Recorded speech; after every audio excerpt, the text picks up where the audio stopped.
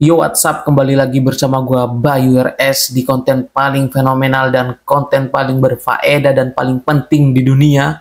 Apalagi kalau bukan anti Dajjal. Anti Dajjal! Anti Dajjal! Anti Dajjal! Ayat kursi adalah penangkal setan dan jin. Namun kenapa kita sudah membaca ayat kursi namun setan juga belum hilang? Why? What's wrong?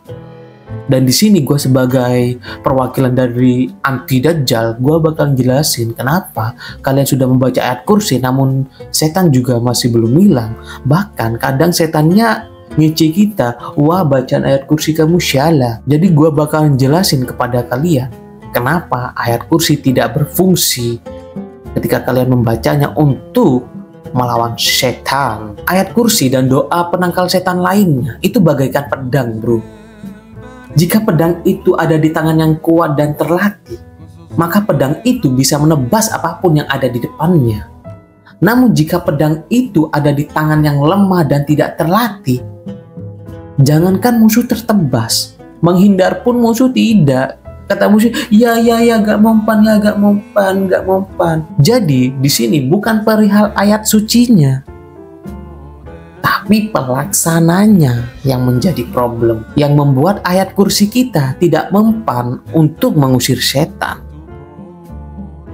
Ada 5 faktor yang membuat kita tidak bisa mengusir setan dengan ayat kursi. Faktor yang pertama, kita jarang membaca ayat kursi atau mengamalkannya. Di hari-hari biasa saja kita jarang membaca ayat kursi. Padahal sudah ada anjuran ketika kita mau tidur, dianjurkan untuk membaca ayat kursi agar kita terlindungi dari mara bahaya, dari setan-setan yang ingin mengganggu kita. Kita tidak pernah membaca ayat kursi di hari-hari biasa, kita mengentengkan ayat kursi yang bisa melindungi kita dari mara bahaya para setan dan jin. Faktor yang kedua, ketidakyakinan. Kalian harus jujur ketika kalian membaca ayat kursi, ketika tahlilan, ketika di mana tidak ada keyakinan di hati kalian jika ayat kursi ini adalah ayat yang suci, yang penuh dengan kekuatan, yang turun langsung dari Allah untuk melindungi manusia dari para jin. Kita hanya membacanya sekedar membaca, tidak ada keyakinan dan keikhlasan dalam bacaan tersebut. Hal itu yang membuat setan tidak takut dengan ayat kursi yang kita baca, bro. Karena kita tidak yakin, kita hanya sekedar membaca. Layaknya kita membaca koran dan juga layaknya ketika kita membaca rumus matematika. Kita hanya membaca, tidak dengan hati. Faktor yang ketiga, rasa takut. Kita hanya membaca ayat kursi ketika kita takut. Dimana ketika kita melihat syaitan, kita takut dengan setan itu, kita membaca ayat kursi. Yang dimana bisa kita diartikan pembacaan ayat kursi tersebut karena kita takut, bukan karena meminta perlindungan kepada Allah yang maha kuasa dan maha segalanya, yang bisa melindungi kita dari segala gangguan setan dan jin. Kita hanya membacanya ketika takut saja, kita ketemu setan nih, wah setan ayat kursi.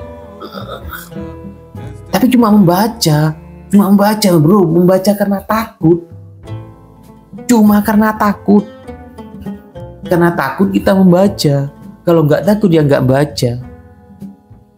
Itu yang membuat kita ketika membaca ayat kursi tidak bisa mengalahkan syaitan. Padahal ayat kursi diturunkan untuk melindungi kita dari gangguan setan dan menunjukkan kuasa dan kekuatan Allah yang maha kuasa.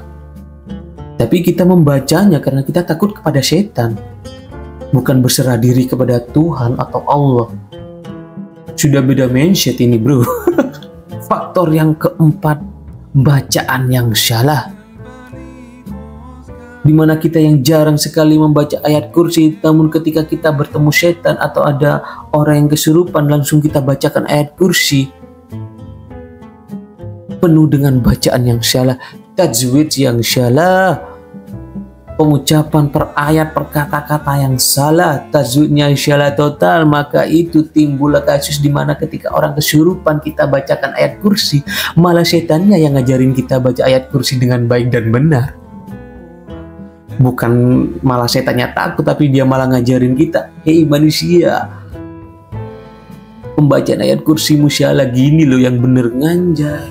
Padahal ayat kursi diturunkan untuk melindungi kita dari para syaitan, tapi malah kita diajarkan para syaitan cara membaca ayat kursi yang baik dan benar. Wow, ya karena pembacaan kita yang salah, tidak benar, yang membuat setan ya nggak kabur bro. Jadi kita harus sering-sering melatih dan mengamalkan ayat kursi biar tajwid kita makin benar dan kesalahan-kesalahan dalam pembacaan semakin berkurang atau sudah tidak ada kesalahan lagi. Hahaha. Faktor yang kelima, tindakan kita yang di luar syariat, yang tidak sesuai dengan syariat. Contoh, kita kencing di suatu tempat, terus kita merasa tidak enak badan, kita langsung berpikir, wah sepertinya aku diikuti setan, lebih baik aku ke dukun saja, kepada orang pintar saja untuk meminta pertolongan. Wow, bukannya baca ayat kursi, malah milih ke orang pintar. Opsi utamanya ke orang pintar, opsi utama yang muncul di otaknya ke dukun. Bukan berserah diri kepada Allah dan minta perlindungan kepada Allah, dan juga membaca ayat kursi yang sudah diturunkan Allah kepada kita manusia. Opsi utama kita malah ingin ke dukun, meminta pertolongan ke dukun yang sudah di luar syariat. Terus kalian pas ketemu setan langsung kalian membaca ayat kursi, padahal tindakan sehari-hari kalian wah di luar syariat. Mau berfungsi kayak gimana kalau tindakan kalian saja tidak sesuai dengan omongan kalian ketika membaca ayat kursi? Kan kocak. Masa kalian ketemu setan nih, wah setan, jangan baca ayat kursi, wah.